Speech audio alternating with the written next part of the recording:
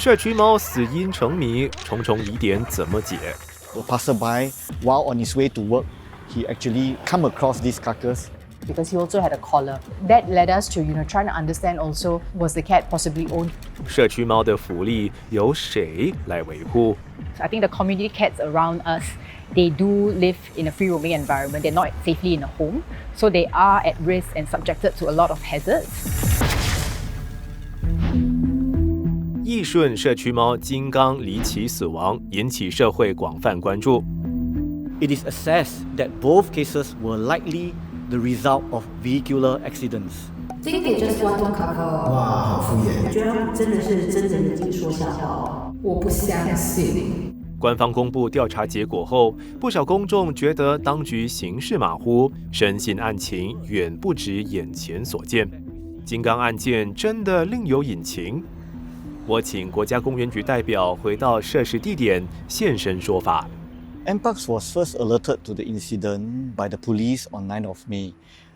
There was an informant, a member of public, who reported to the police that she found a cat carcass that was placed on a void deck table at Block 511A, Yishun Street 51. So that was where we commenced investigation. We have reviewed the CCTV footages around the vicinity. And actually we saw 3 vehicles that were entering and exiting the car park that was nearer to the road where the cat was supposedly found dead. Unfortunately, the 3 vehicle owners did not see anything. We managed to find out that there was actually one person, a passerby, while on his way to work, he actually come across this carcass and he took the initiative to bring it from the road to the void deck table.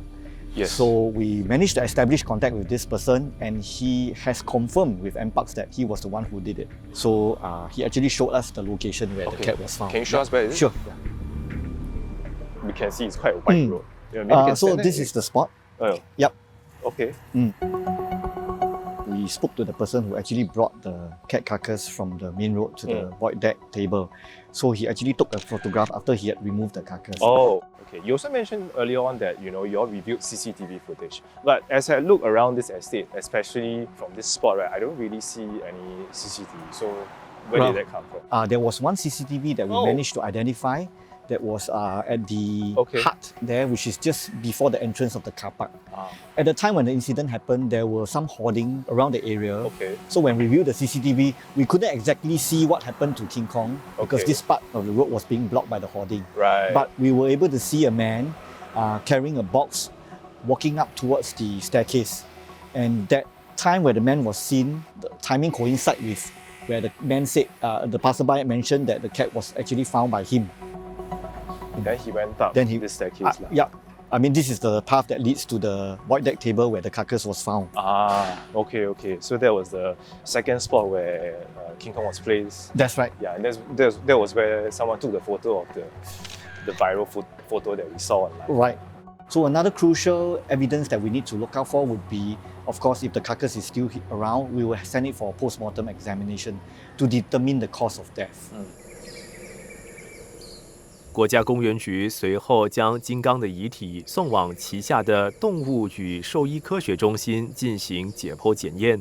根据发言人陈桂月医生讲解，检验程序分3步骤：首先，解剖及肉眼诊断，对动物遗体进行视觉检查，以识别和记录明显的外部伤痕。So this is the post-mortem table where the post-mortem examination will be conducted.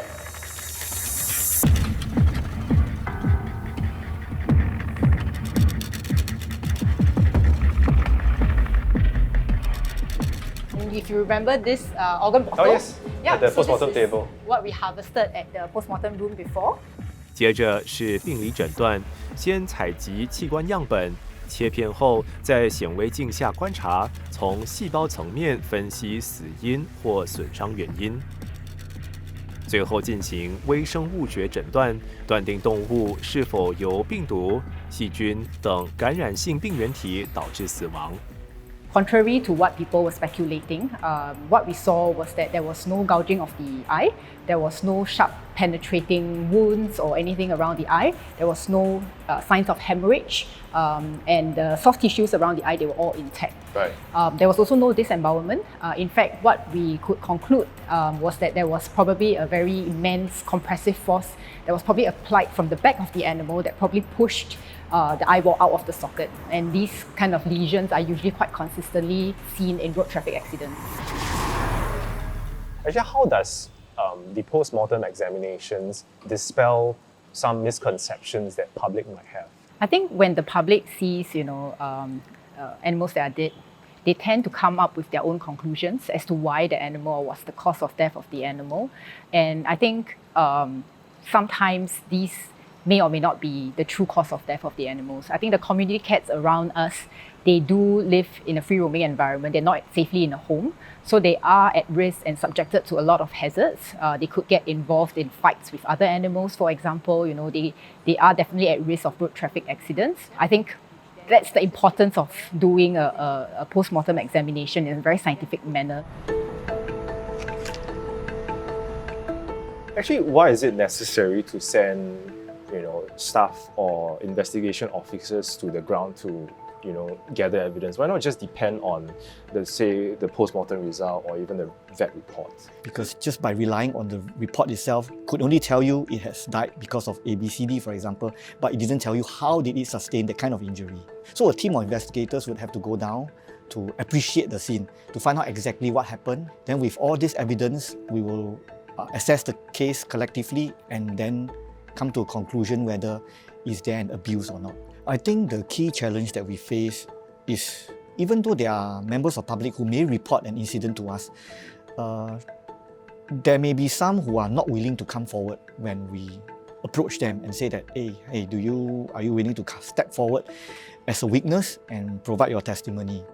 It so happened that there was another cat found just nearby King Kong's site. Are there any updates to that case? So NParks is currently at the stage of reviewing the evidence collectively, and when the investigation is completed, we will definitely share the outcome. But some people are wondering, why is it taking so long? For every case that we investigate, it really depends on the complexity, and we cannot have a definite time to say that for category A of cases, I will complete within 1 week. Category B is 3 weeks. This is not possible. 为了协助当局调查，动物福利组织猫福利协会如果接获公众通报，就会出动义工团队到涉事范围收集情报。 CWS tries to respond within 1 to 2 days of receiving the report. So what CWS does is not investigation work in and of itself. What we're trying to do is cover more bases to capture information that maybe the ground team that is doing the investigation would not have had the opportunity or resources to do, and add on and supplement the efforts. So we understood that this cat was also roaming not just on the ground, but also going upstairs, and that led us to trying to understand also, was the cat possibly owned, because he also had a collar. But some caregivers do put collars on cats, even if they're community cats. So it's this kind of stuff, right? Like, every piece of information is potentially useful. So if the person is at home, then we engage. If the person is not at home, we flyer and leave outside. One of the things that does happen when we go door to door and canvass the neighborhood is we also help to increase the level of awareness and the vigilance of everybody who's staying there. And what if it is like some of the previous cases where there was one individual going around and harming multiple animals in kind of the same area?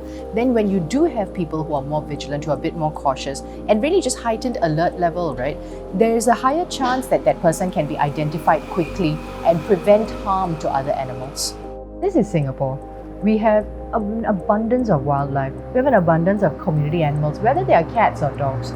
The question is really, how do we coexist? If you think that community cat feeding is causing an increase in the population, but actually the cats are neutered, what you've identified is potentially an abandonment issue.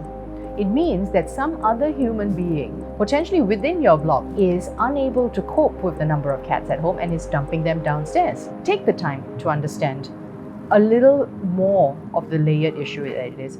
All animal welfare issues stem from social welfare issues. That is just a fact of it. in order to stabilize an animal issue, you need to stabilize the social aspect of it that has caused it.